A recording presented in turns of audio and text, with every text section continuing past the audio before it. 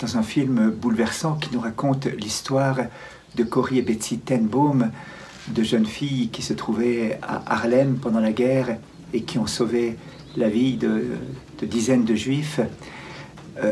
Il y a la scène où les nazis arrivent pour arrêter cette famille et l'amener en déportation, et le père de ces jeunes filles, 84 ans, Casper, est embarqué de force sur le camion et avec un sourire qui dit toute la profondeur et la sagesse de sa vie, il a ces paroles, les yeux levés en l'air: ici commence l'espérance.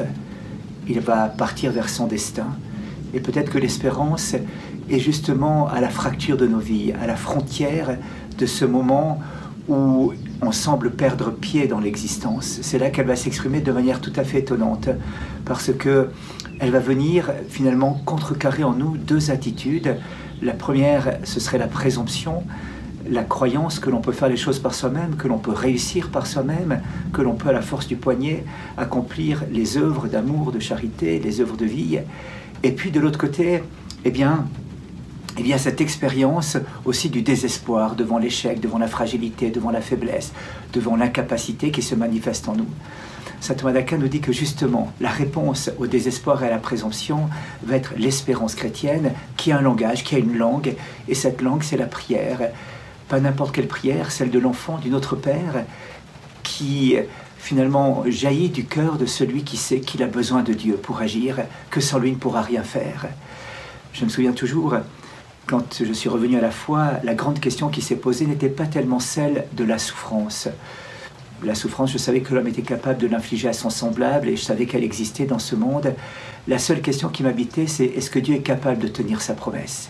La première parole que le Christ va utiliser en marchant sur la terre des hommes, après avoir eu les babillements d'un enfant, c'est de dire « heureux, bienheureux ». Et parmi la plus incompréhensible des béatitudes, bienheureux ceux qui souffrent pour la justice, ceux qui souffrent persécution à cause de mon nom. Et pour moi, je voulais savoir si Dieu était capable d'assumer cela. L'idée qui m'était venue, c'est de rencontrer des gens qui avaient passé dans des goulags, dans des camps de prisonniers en Chine, au Vietnam ou ailleurs. Et les circonstances de la vie m'ont conduit à rencontrer ces gens-là. Je me souviens de cette personne que j'ai rencontrée en Lituanie et qui me disait, après 15 ans de goulag, que jamais il n'avait perdu la paix et la joie du cœur.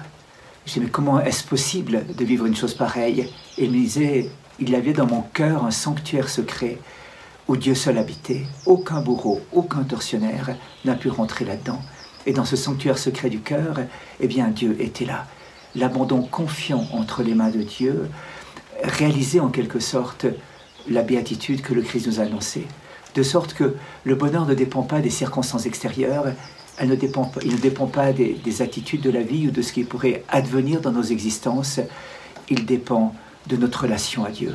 On pourrait dire que la fracture dans nos existences n'est pas ou santé ou maladie, ou vie ou mort. La fracture se situe entre avec Dieu ou sans Dieu. Avec Dieu dans cette attitude filiale, dans cette attitude que nous invite à vivre le Notre Père, pour vivre cette intimité permanente avec lui.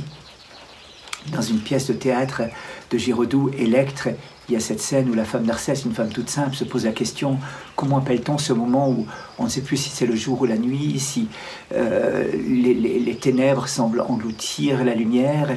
Et Électre va lui dire: demande au mendiant, il aura sans doute la réponse. Le mendiant étant la figure de Dieu dans la pièce de théâtre, et le mendiant a cette réponse: cela porte un très beau nom, femme Narcisse, cela s'appelle l'aurore. Et bien pour nous, l'aurore, c'est chaque fois que Dieu réalise cette parole: moi je suis avec vous tous les jours jusqu'à la fin des temps. Et Saint Paul va nous dire: désormais, sachant cela, qui pourra nous séparer de l'amour de Dieu révélé en Jésus-Christ? Ni la mort, ni la vie, ni les tribulations, rien ne pourra nous séparer. Et cette certitude que la grâce nous est donnée pour passer à travers les épreuves est véritablement ce qui fait le cœur de notre vie chrétienne et qui nous fait goûter le bonheur d'être avec Dieu tous les jours, lui qui ne nous quitte jamais.